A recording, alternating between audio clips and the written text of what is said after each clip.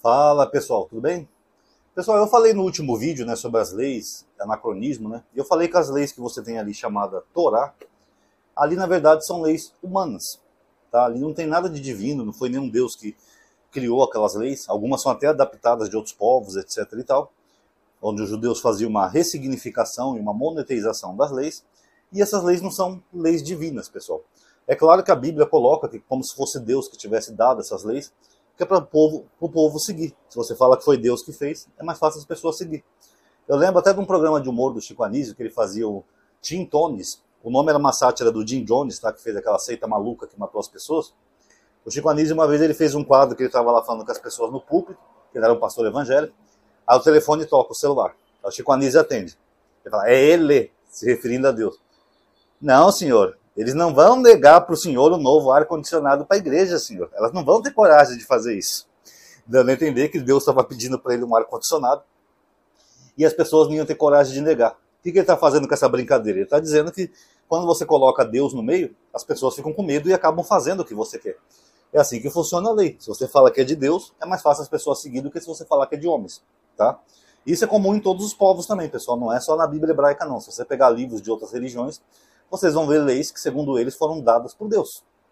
Pega, por exemplo, o Alcorão. O Alcorão, segundo o islamismo, foi o profeta Mohammed que recebeu aquelas palavras que foram ditas pelo arcanjo Miguel. Você pega, por exemplo, os hindus. Eles têm livros sagrados, que têm regras lá também, que foram ditas pelos Vedas ou por aqueles deuses hindus. Então isso é comum a todos os povos. Agora, como a gente observa, só pegando agora a Bíblia hebraica, se as leis são divinas ou não? Vamos tentar entender, por exemplo. A Bíblia, por exemplo, ela não proíbe a escravidão em nenhum momento. Ao contrário, ela até legisla sobre a escravidão. Lá em Êxodo 21, Êxodo 21 fala, se você bater no seu escravo e depois de 3 dias ele não morrer, você não vai ser punido, porque é propriedade sua. Agora, se ele morrer, você vai ter uma punição. Quer dizer, então, que Deus permite que você tenha um escravo e até bata nele. Só não pode deixar que ele morra. Você pode descer o sarrafo no seu escravo, que para Deus não tem nenhum problema.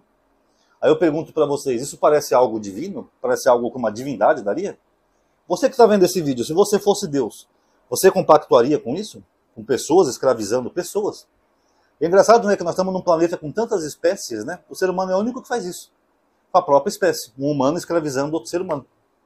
Então eu acho que se houvesse um Deus, ou se essas leis fossem de Deus, ele diria exatamente o oposto. Ele falaria, jamais tenha escravos, porque foste escravos na terra do Egito.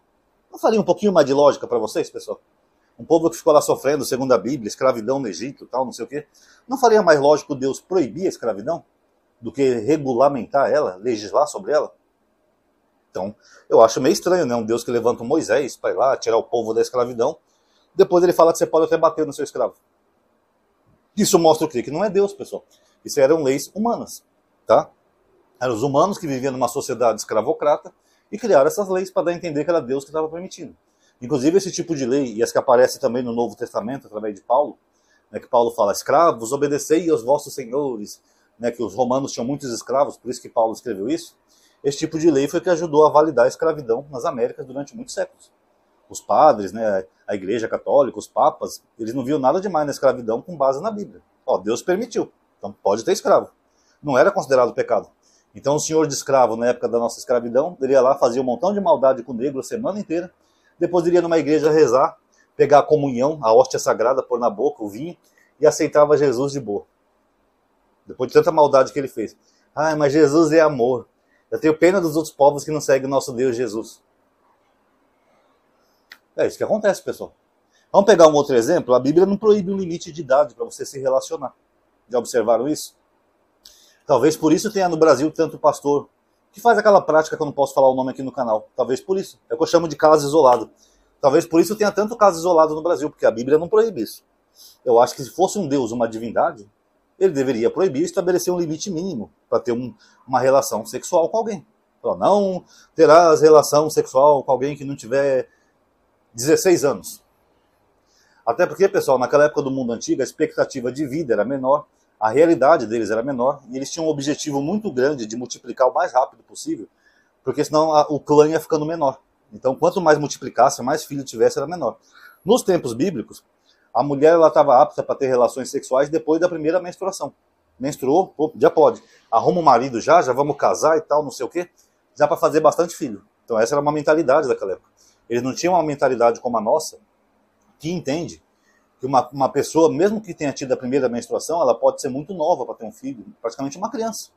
Ou uma adolescente, né? Uma adolescente não tem capacidade de ser mãe, nem maturidade o bastante para isso. Mas naquela época era assim. Por isso que não tem essa proibição na Bíblia. Tá? Então é meio curioso, né, que se uma divindade que sabe de todas as coisas deveria conhecer biologia, essa divindade deveria proibir isso. Vocês não acham? Ah, não, isso aqui não pode, que isso aqui vai prejudicar muita gente. Eu acho que um Deus deveria entender de biologia, essas coisas. Pelo menos eu acho. Outra coisa também uma lei que eu até entendo, mas eu discordo um pouco, é aquela lei de proibir de casamentos com estrangeiros, né? Neemias, por exemplo, ele chegou, fez até os judeus que casaram com mulheres estrangeiras, fez ele separar e dispensar as mulheres. Não pode casar com pessoas estrangeiras, tem que casar só com gente do próprio povo. Né? Tá lá em Neemias isso daí. Só que a biologia, pessoal, ela discorda. A biologia diz que quando antes era raça, né? Como é que eu vou falar hoje em dia? Quando as etnias se misturam, elas ficam mais fortes. Tanto que teve até um episódio do Big Bang Theory, né? Que o Sheldon tem uma irmã gêmea, que é bonita e gostosa. Aí os 3 amigos dele querem pegar a irmã dele. Aí o Raj usa esse argumento. Ele fala, sabia que se a sua irmã ficar com alguém de outra raça, seus filhos vão ser mais fortes, porque a biologia diz que a mistura de raças fortalece a espécie humana. Então esse argumento existe. Mas na época que eu tinha o grupo, não tem grupo, tá? Na época que eu tinha o grupo, uma vez a gente estava falando sobre o nazismo e Hitler, né? Porque Hitler queria fazer uma raça pura, ariana. Ele não gostava de mistura nem de animais. Por exemplo, misturar 2 espécies de cachorro diferentes. Ele achava que as raças tinham que ser puras. Aí eu comentei uma vez no grupo, eu falei, se o Hitler estudasse biologia, ele saberia que é exatamente o contrário. Quando uma raça fica muito... Eu estou falando raça, mas é para vocês entenderem, tá? Que hoje em dia parece que não se define mais assim. Mas quando uma raça ela não se mistura, ela fica homogênea, ela vai enfraquecendo. Sabiam disso? Ela vai ficando cada vez mais fraca.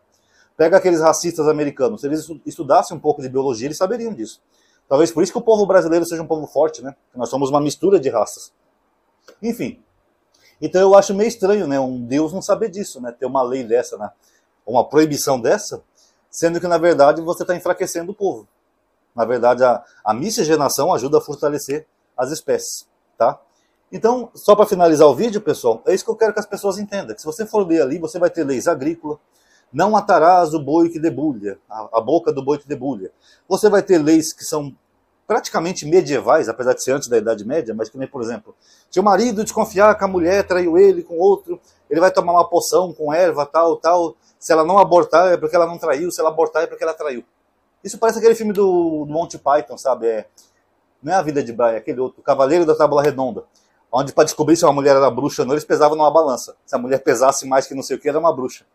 Sabe, uma prática bem arcaica medieval. Isso tem na Bíblia. Se a mulher abortasse é porque ela traiu. Se ela não abortasse é porque não traiu.